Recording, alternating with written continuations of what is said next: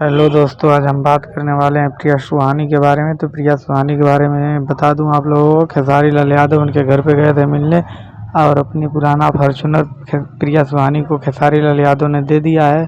तो आप वीडियो को में पूरा बने रहिए, मैं आप लोगों को बताते रहूँगा हर एक खबर प्रिया सुहानी से अपडेटेड। तो जो हमारे चैनल पर नए आए हैं, प्लीज़ भाई हमारे चैनल को आप लोग सब्सक्राइब कर लें, ताकि मैं जो भी वीडियो इस चैनल पे अपलोड करूँगा और आप लोगों तक आसानी से चला जाए। तो हमारे चैनल पे अगर आप नए आए हैं तो प्लीज़ चैनल को सब्सक्राइब कर लीजिएगा, खेसारी लाल यादव के जितने भी फ़ैन हैं, ताकि मैं खेसारी लाल यादव के बारे में जो भी वीडियो आप तो आसानी से पहुंचा दूं।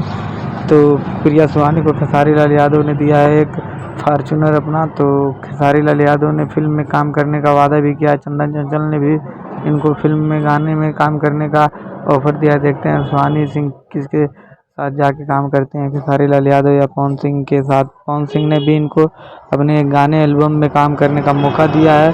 देखते हैं सुहानी किसके साथ काम करती हैं।